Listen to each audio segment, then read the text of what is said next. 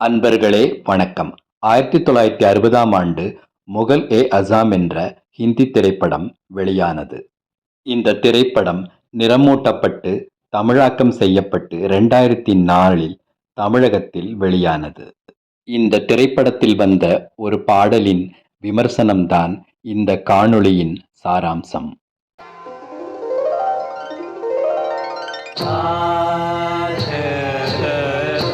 இந்த பாடல் காவியக் காதலின் தீராவலியை ஓர் ஒற்றைக் குயிலின் அமரகீதமாய் இனிவரும் நாட்களிலெல்லாம் இசைத்துக் கொண்டே இருக்கும்.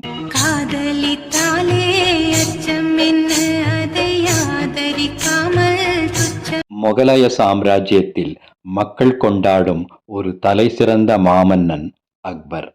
அவரின் ஒரே அரசியல் வாரிசு இளவரசன் சலீம். சலீமோ ராஜசபை நர்த்தகி அனார்கலியை நேசிக்கின்றான்.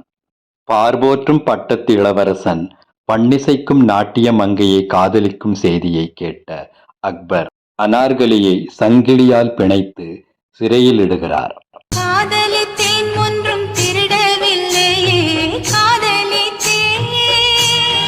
அடுத்த நாள் சலீமை அனார்கலி மறக்க வேண்டும் என்ற நிபந்தனையின் பேரில் அனார்கலியை சிறையிலிருந்து விடுவிக்கிறார் அக்பர். அரசவை கூடுகிறது. சிறையிலிருந்து விடுவிக்கப்பட்ட அனார்கலி ஆடுகிறாள்.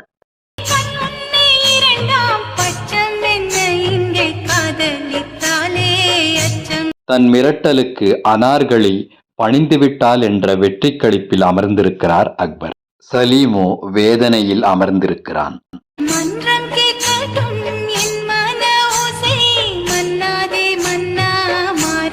அச்சமில்லாத அவளை தில்லி ராஜாங்கமும் அக்பரின் அரசும் என்ன செய்துவிட முடியும்?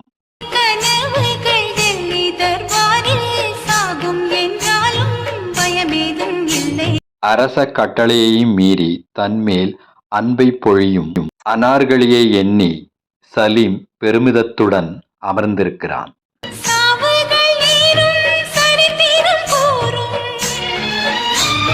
மாமன்னன் அக்பருக்கு எதிராய் ஒரு எளிய நாட்டியம் மங்கை எந்தவித சலனமும் இல்லாமல் போர்க்கொடி தூக்குகிறாள்.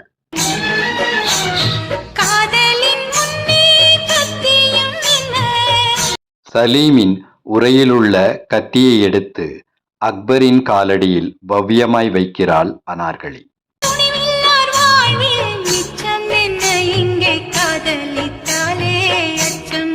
காதல் என்னும் அணையா அமர தீபம் காலந்தோறும் தொடரத்தான் செய்கிறது.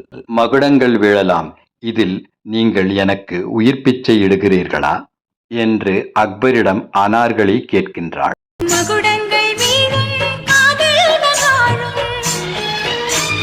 அனார்கலியின் சுடு கேள்வியை எதிர்கொள்ள முடியாத அக்பர் வெகுண்டு சினத்துடன் எழுகிறார்.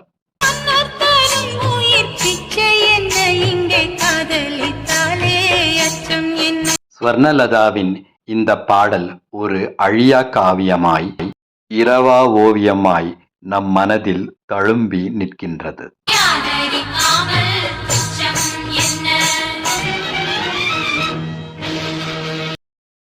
இதுபோன்ற பதிவுகளை தொடர்ந்து காண இணைந்திருங்கள் என் காணொளிகளோடு.